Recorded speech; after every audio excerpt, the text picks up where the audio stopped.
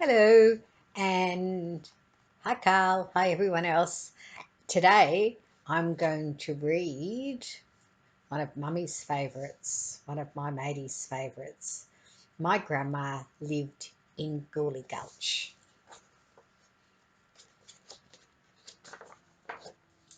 My grandma.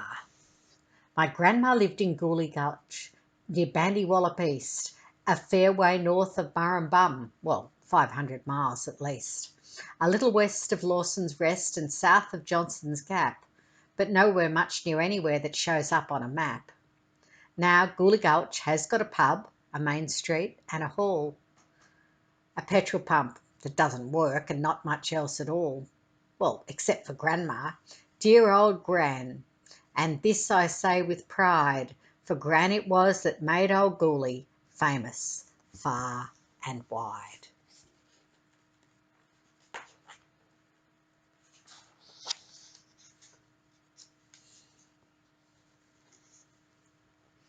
And there's a signpost showing the way to Gooligulch. And it says how many people live there. Can you see how many people live there? 32. In Sydney and in Melbourne town, they all knew Grandma's name and all about the animals that Grandma used to tame. And if a stranger came to town, perhaps just passing through, he'd see my grandma riding by atop a kangaroo. Or sometimes in a two-wheeled gig, a wombat at the bit, and next to Grandma in the back, a bandicoot would sit. The townsfolk thought it very odd, but Grandma took no heed. She said that she enjoyed the view upon her hopping steed. And as for training wombats, well, it took no time at all to teach them how to pull a gig and to come and go at call.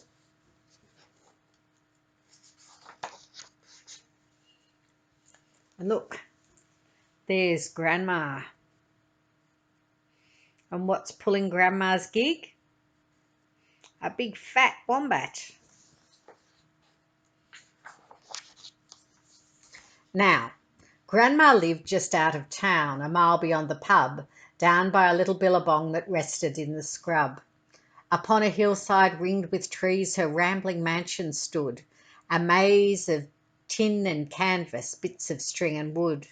And from a window out the back she'd sit and watch galahs fly down beside the pool and drink beneath the evening stars.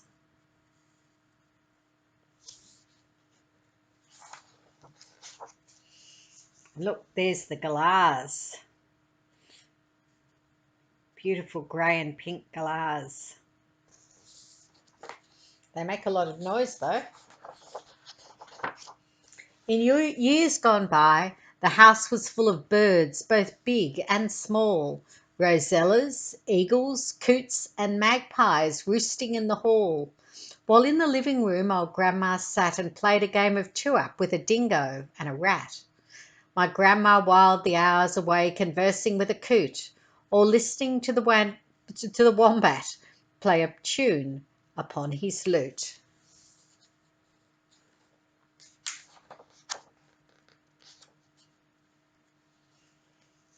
You see, they're playing two-up with a coin.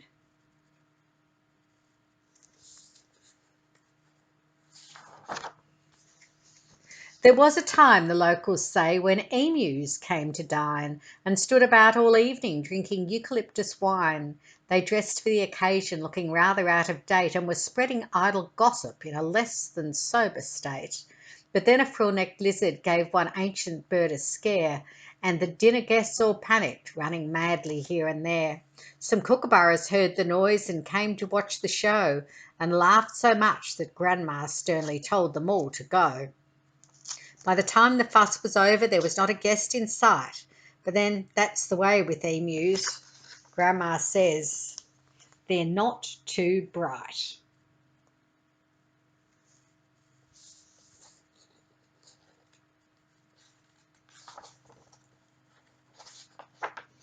One year, it was very hot.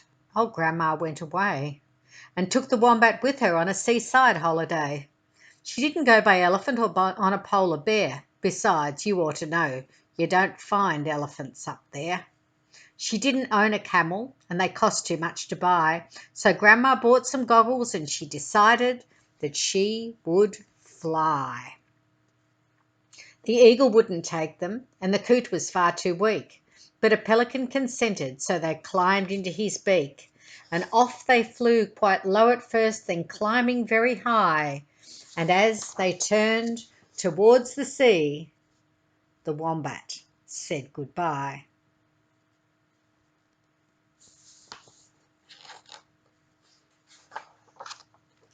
They flew across the desert sands and over mountains too, until at dusk they reached a place where giant tree ferns grew. The pelican came gliding down to land beside a creek, and Grandma and the wombat climbed down gladly from its beak.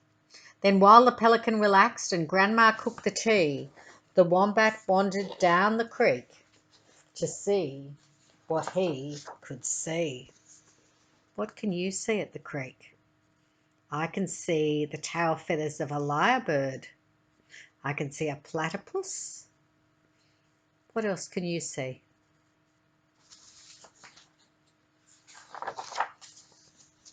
The trees were full of creatures with unfriendly glowing eyes, and giant furry spiders hunted giant furry flies. A baby tree snake slithered by and gave him such a start that poor old wombat turned and fled with terror in his heart. And so they spent the night there, but the wombat stayed awake, looking nervously around him for a wombat-eating snake. I can see the snake and I can see the nervous wombat here. When morning came, they journeyed on and reached the sea at last. The rolling waves came crashing in, the tide was running fast. But undeterred, my Grandma donned her frilly bathing gear and dived into the foaming surf without a trace of fear. She sat upon her blow-up horse while Wombat went to sleep. The pelican went fishing where the water was not so deep. But when the Wombat woke, the tide had carried her away, and no one has seen Grandma to this very day.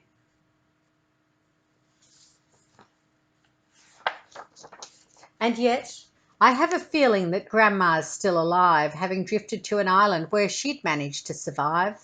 From there, perhaps she made her way to England or to Spain, or maybe San Francisco on a Western Railway train.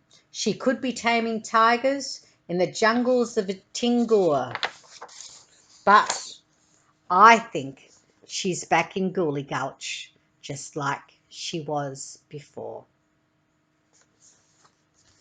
There. I hope you enjoyed that. I hope you watched too, matey. Bye, Carl. Bye, matey. Love you all. Love to everyone. Bye-bye.